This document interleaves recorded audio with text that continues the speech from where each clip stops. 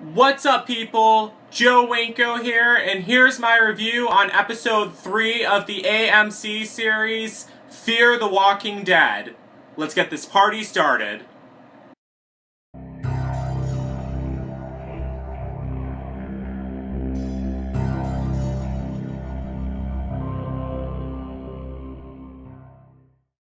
Okay, so spoiler alert if you're not caught up with with Fear the Walking Dead, or if you haven't been following it at all. But this is going to be a review on episode 3 of The Walking Dead, and episode 3 of The Walking Dead was titled The Dog.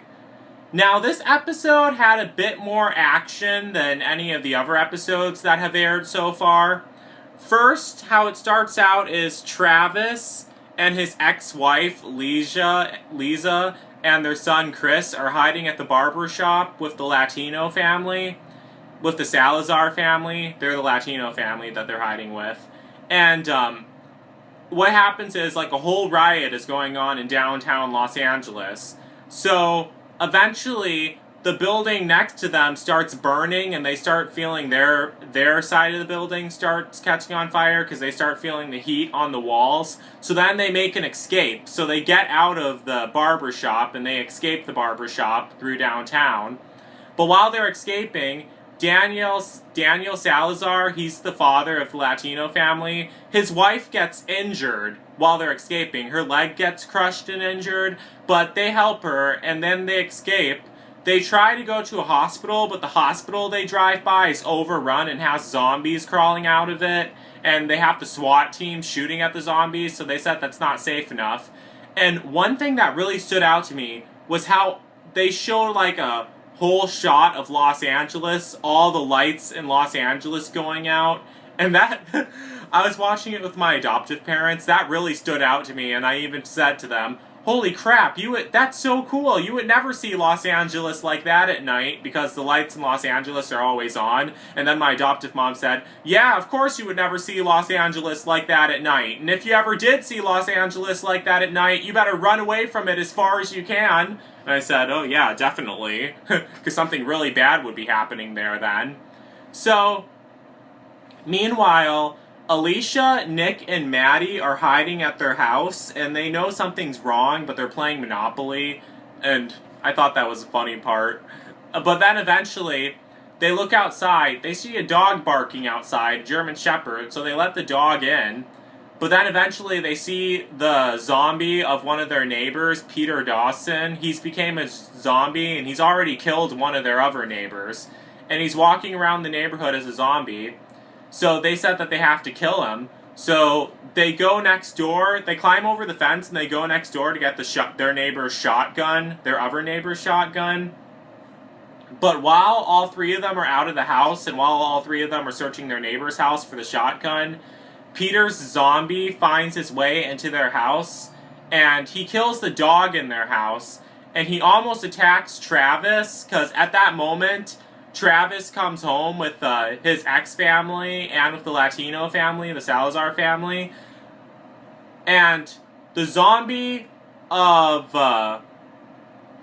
tries attacking Travis, but Daniel Salazar shoots the zombie in the head right in time before the zombie can kill Travis, and I thought that was a really intense scene, because I was like, oh my god, that's such horrible timing.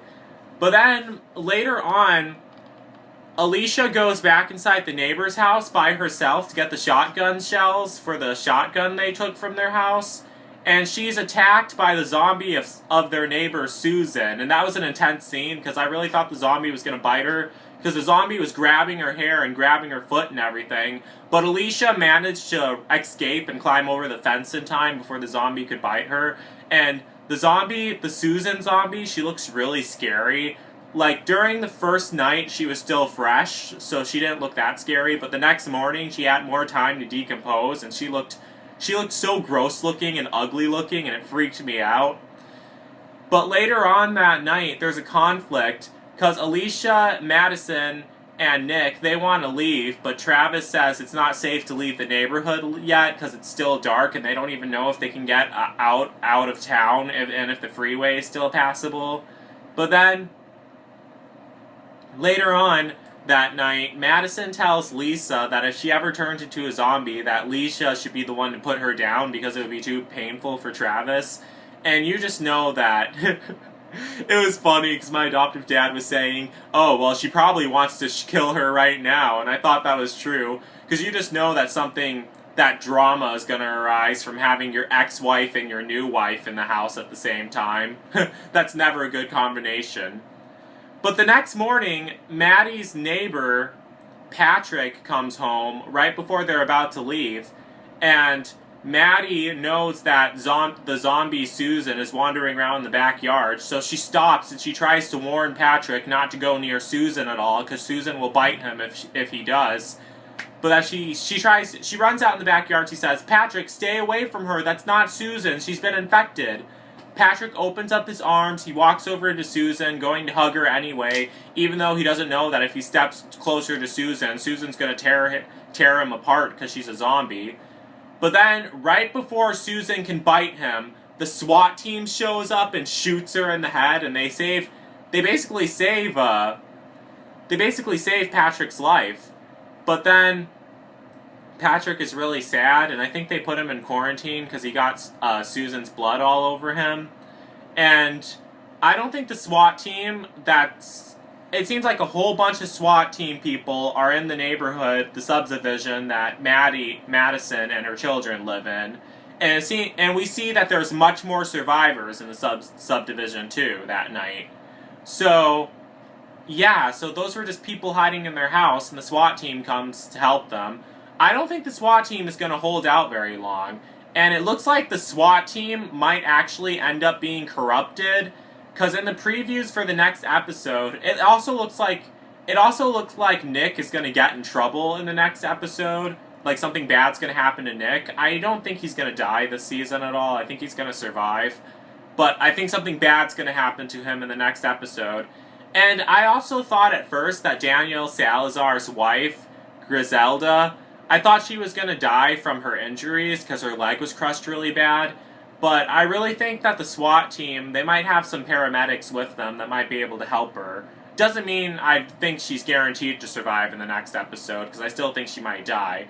But she could live. She could survive with her leg. She might get it fixed or something. She won't be able to walk. She'll probably be like Herschel, and she might have to get it amputated. But I'm not really sure about that. But we'll find out in the next episode. So overall, I thought this episode was really good, and it was really interesting. It had more action than any of the other the two other Fear the Walking Dead episodes that aired earlier.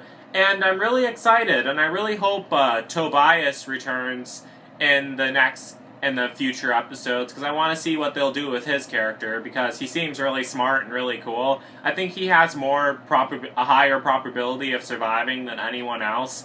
But then again, I could be completely wrong, because you never know what these shows throw at you. So, yeah, that's basically it.